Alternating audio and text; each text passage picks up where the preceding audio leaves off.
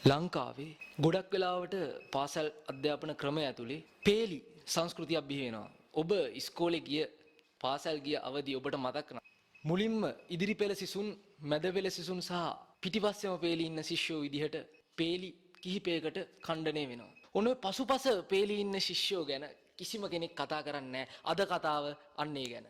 Preview.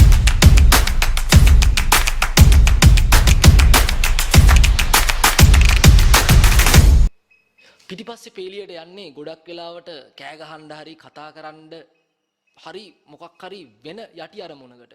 ප්‍රශ්නේ තියෙන්නේ මේ ශිෂ්‍යයන්ගේ නිවැරදි විඥාණය කියන්නේ ඔවුන්ගේ දක්ෂතාවය ගුරුවරයාට හරියටම 100%ක් අඳුරගන්න ලැබෙනවද කියන එක. අද අපි ඇවිල්ලා තියෙන දශක සියවස් ඒ හැම දෙයක්ම පහු කරගෙන එනකොට අපි ප්‍රෞಢ ඉතිහාසයක් ගැන රටේ කතා කරනවා. ඒ වුණාට දැන් වර්තමානයේ ගැන කතා කරොත් අපි වර්තමානයේ ඉන්නේ මොන තැනද? අපේ ශිෂ්‍ය ප්‍රජාව, පාසල් දරුදරියෝ, එතනින් එහාට ගියාම විශ්වවිද්‍යාලය, මේකී නොකී හැම අධ්‍යාපන ක්‍රමයක්ම නිවැරදි පිළිවෙලකට අපේ රටේ ඉදිරි දැක්මට, අපේ රටේ අනාගතය සහ සංවර්ධනයට ඒගොල්ලොන්ගේ ඍජුව හා වක්‍රව බලපෑමක් තියනවාද? ලොකු ප්‍රශ්නයක්. අපි ඉච්චර ගැඹුරින් නැතුව සරලව හිතමුකෝ. අපේ රටේ පොඩි දරුවාගේ මානසික මට්ටම ගැන කවුරුත් කතා කරන්නේ නැහැ. ලොකුවට දේශපාලනය, ආර්ථිකය, ක්‍රීඩා ගැන කතා කරත් අධ්‍යාපන ක්‍රමයේ තියෙන සියුම් තැන් ගැන කතා කරන්න කිසිම කෙනෙක් ඉදිරිපත් වෙන්නේ නැහැ. ඒක අපේ රටේ ඛේදවාචකයක්. පන්තියක පිටිපස්ස ආසනයේ ඉන්න ශිෂ්‍යයෝ මේ රටේ අනාගතය ගැන කතා කරන්න. අනාගතය කියන්නේ දරු පරපුර. ඉතින් දරුවන්ට මොනවද අපි දිය යුතු හොඳම දේ? අපි ඒ ගැන කතා කරමු. දැන් අපි මේ පිටිපස්සේ පේලීන් ගැන කතා කරන්නේ, පසුපස්සේ ආසන ගැන.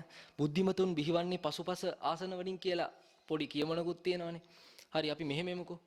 ගොඩාක් වෙලාවට ඉදිරි පෙළ පන්ති කාමරයක ගත්තාම අපි අත්දැකීමෙන් දන්නවා ගොඩාක් වෙලාවට ඉන්නේ හොඳ ළමයි කියලා කියනවානේ.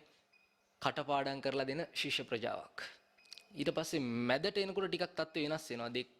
අධ්‍යාපනයේ ක්‍රීඩාව වගේ දේවල් සාමාන්‍යයෙන් කරගෙන යන ශිෂ්‍ය ප්‍රජාවක්. පසුපස පේලි වලට යනකොට තවත් තත්ත්වය සම්පූර්ණයෙන්ම වෙනස් වෙනවා. සම්පූර්ණයෙන්ම අවධානය ගිලිහිලා ගිය කොන් වෙච්ච ශිෂ්‍යයෝ ඉන්නේ පසුපස පේලි වල.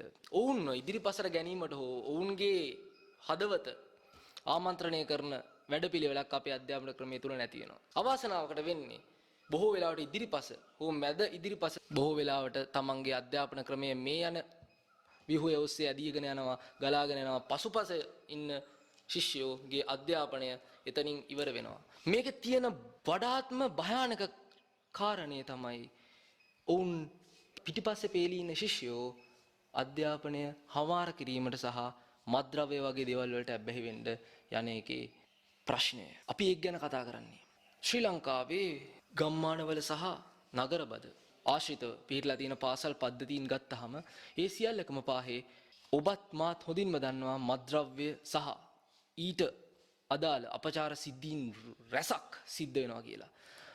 මේ ගැන හඩක් අවදි කරන්නේ නැහැ. ගොඩක් වෙලාවට බොහෝමයක් පිරිසට මේ දවස්වල යන දේවල් සහ ඔවුන්ට තියෙන ආර්ථික ප්‍රශ්න, දේශපාලනික ප්‍රශ්නත් එක ගත්තාම ශිෂ්‍යයන්ගේ සහ දරුවන්ගේ, ඔබේ දරුවට වැය කළ යුතු කාලය දන්නේම නැතුව ගිලිහිලා ගිහිල්ලා, අවධානය ගිලිහිලා ගිහිල්ලා තියෙනවා.